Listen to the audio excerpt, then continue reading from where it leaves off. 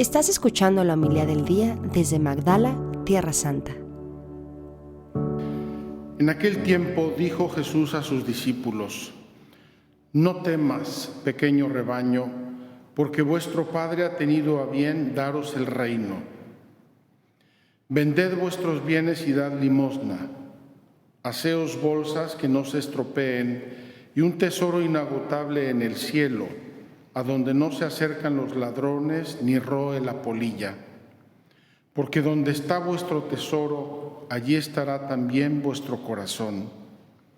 Tened ceñida vuestra túnica y encendidas las lámparas. Vosotros estad como los hombres que aguardan a su Señor que vuelva de la boda, para abrirle apenas venga y llame. Bienaventurados aquellos criados a quienes el Señor, al llegar, los encuentre en vela. En verdad os digo que se ceñirá, los hará sentar a la mesa y acercándose les irá sirviendo.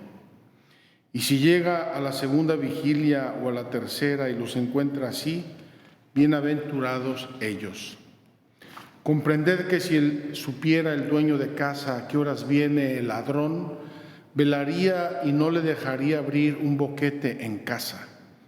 Lo mismo vosotros, estad preparados porque a la hora que menos penséis viene el Hijo del Hombre. Pedro le dijo: Señor, ¿dices esta parábola por nosotros o por todos?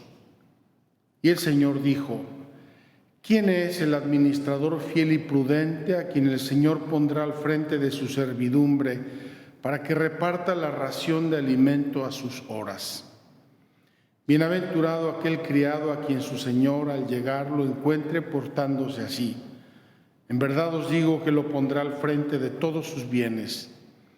Pero si aquel criado dijere en sus adentros: Mi Señor tarda en llegar, y empieza a pegarles a los criados y criadas, a comer y beber y emborracharse, vendrá el Señor de ese criado el día que no espera y a la hora que no sabe, y lo castigará con rigor, y le hará compartir la suerte de los que no son fieles. El criado que, conociendo la voluntad de su Señor, no se prepara ni obra de acuerdo con su voluntad, recibirá muchos azotes. Pero el que, sin conocerla, ha hecho algo digno de azotes, recibirá menos. Al que mucho se le dio, mucho se le reclama. Al que mucho se le confió, más aún se le pedirá.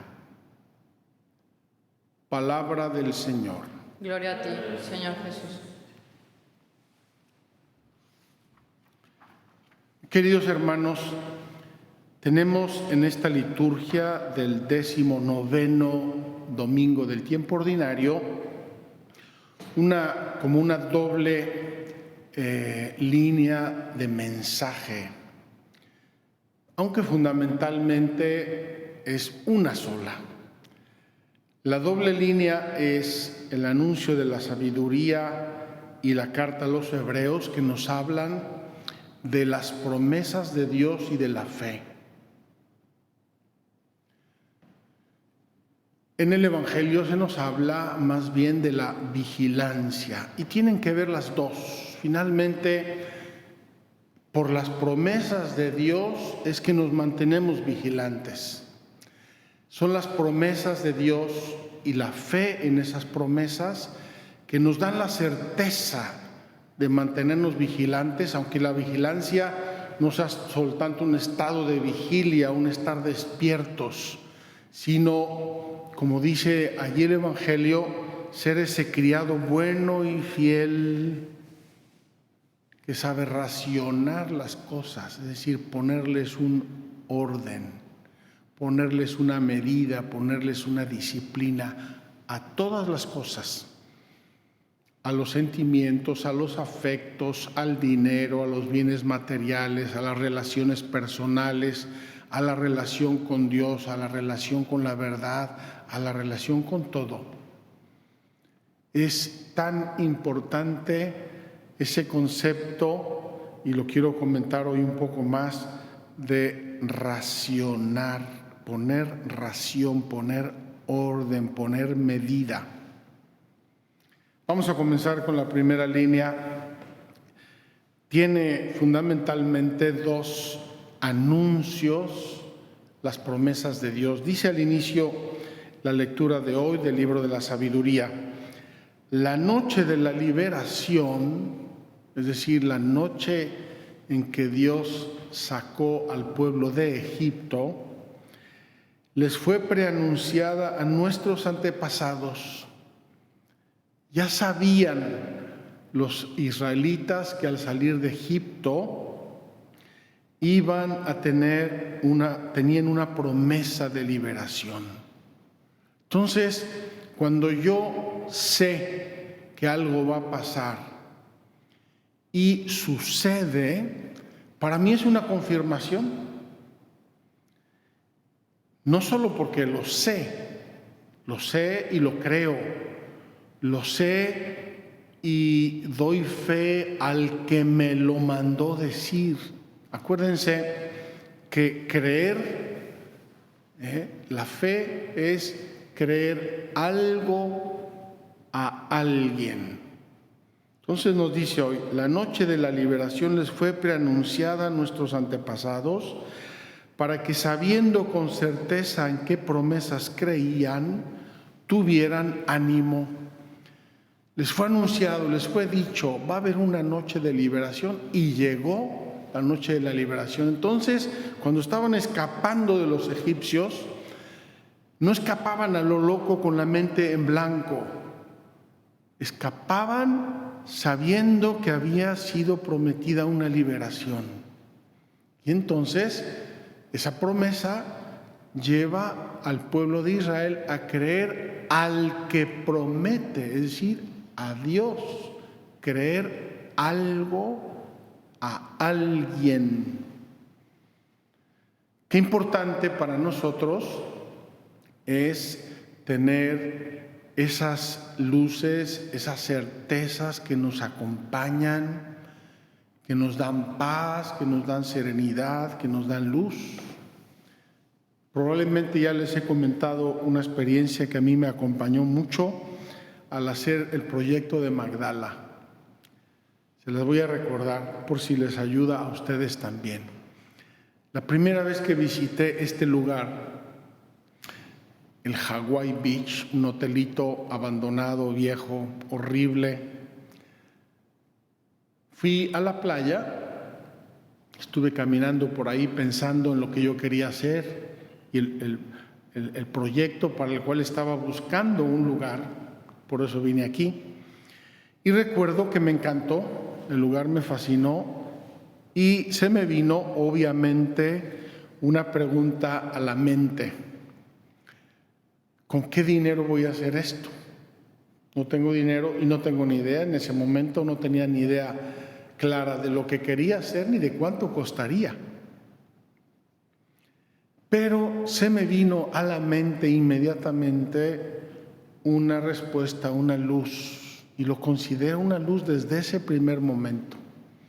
Se me vino esta luz: ¿quién ha pagado en la historia de la Iglesia por todas las catedrales, parroquias, santuarios, misiones, hospitales, escuelas, universidades, orfanatorios, y síganle con toda la lista? ¿Quién ha pagado por eso? Ha pagado la providencia de Dios, que en cada momento de la historia tiene sus instrumentos, personas buenas, personas generosas, personas que hacen fortuna o que reciben fortunas y que quieren hacer el bien con su fortuna. No todas las personas ricas son avaras, no, para nada. Muchísimas, yo creo que la mayoría de las personas ricas de este mundo son personas generosas que quieren hacer el bien y lo hacen.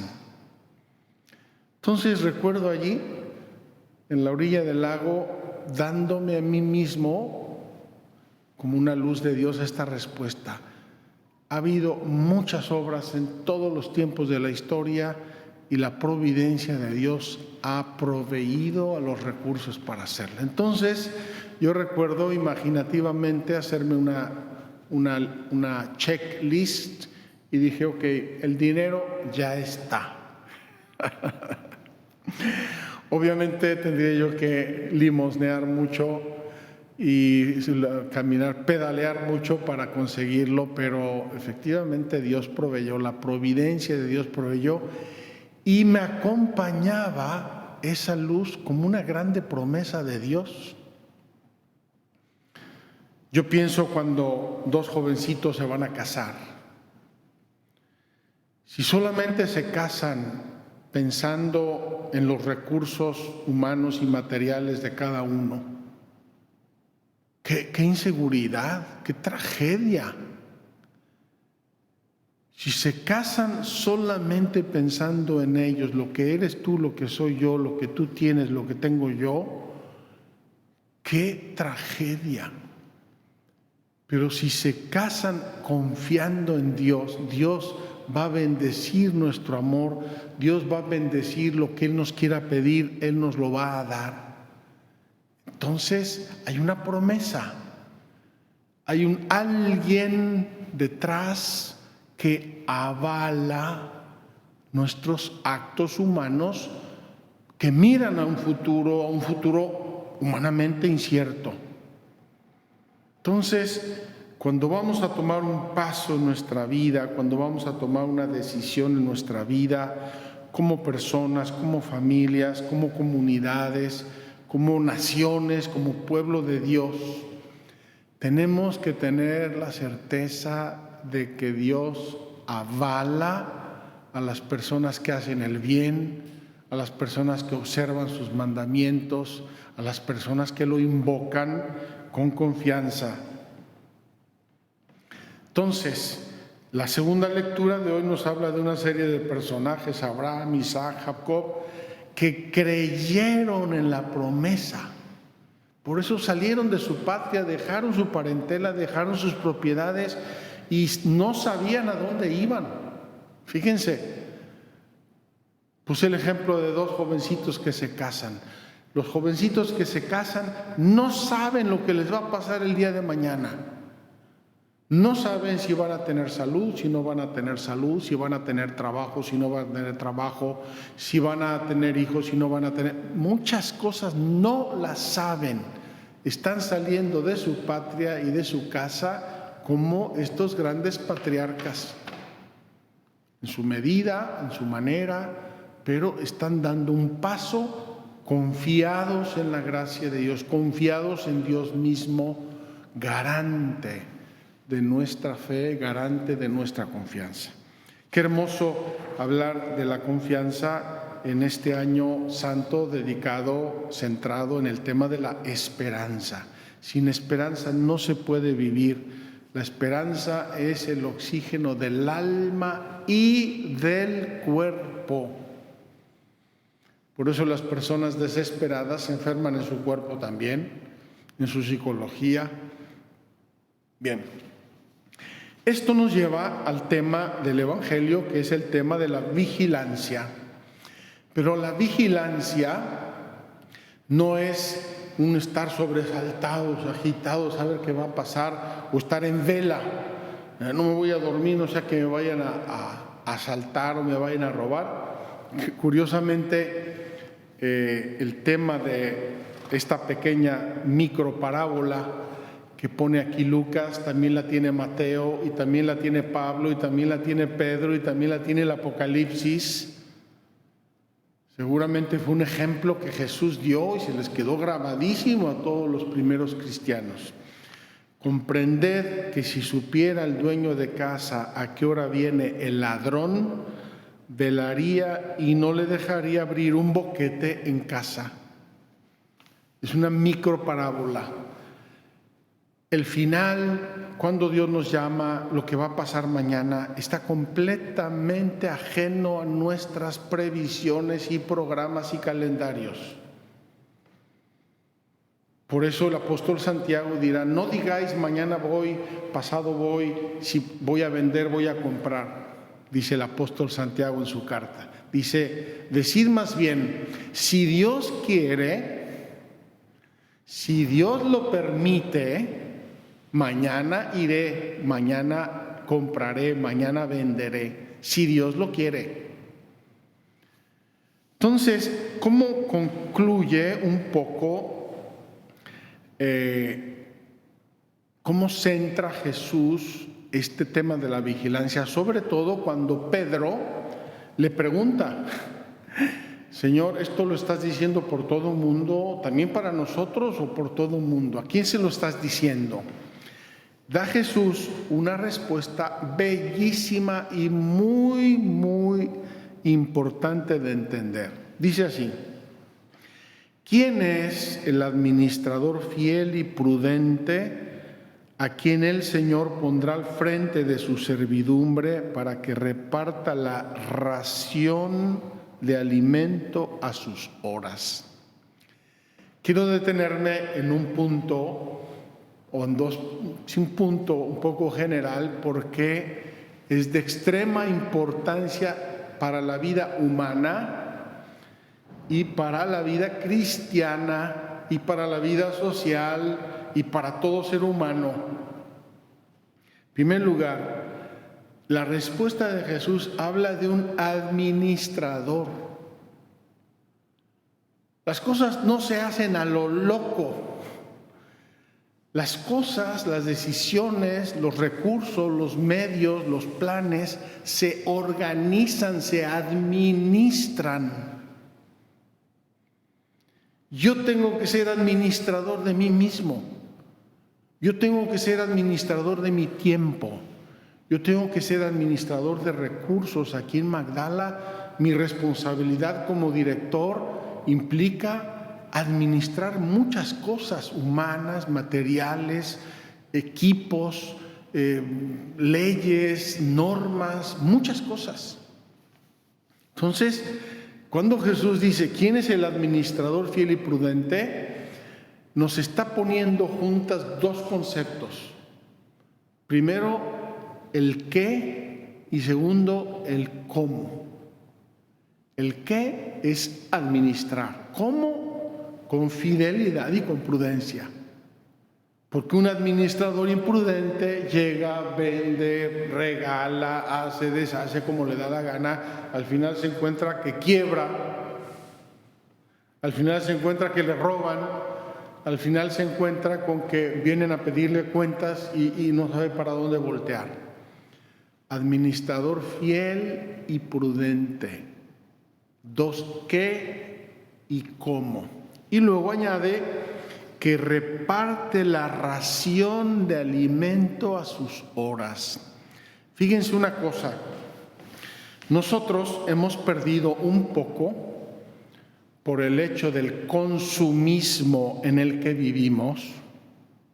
Quiero repetir, hemos perdido un poco, por motivo del consumismo en el que vivimos, el concepto de la medida, de la ración. Ración o ratio en latín es la medida, es la proporción justa. Si yo cojo a un niño y no cuido cuánto come, si come bien, si come solo golosinas, si come tonterías o come demasiado, ese niño se va a enfermar, va a estar poco sano, va a estar mal, se va a desnutrir o se va a poner obeso. Lo que tiene que administrar este administrador fiel y prudente es dar las cosas en la propia medida, en la justa medida. Pienso en los papás. Si un niño quiere estar jugando todo el tiempo, si es pequeño, qué maravilla, pero si tiene que estudiar, ir a la escuela, comportarse bien en un sitio, en el otro, cada lugar tiene sus propias cosas. Si no enseñamos la justa medida, si no administramos los recursos materiales, humanos, etcétera, si no ponemos medida ni disciplina, las cosas no van a salir bien. Entonces, la vigilancia de que habla Jesús aquí, repito, no es un estar sobresaltados, sino es vivir bien, administrar la vida, los recursos, los tiempos, las cosas, con prudencia, con sabiduría, con fidelidad a Dios que nos las da, a nuestros padres que nos educaron, a la sociedad que nos encomienda cosas. No quiero alargarme más, pero es un evangelio bellísimo y riquísimo y muy aleccionador.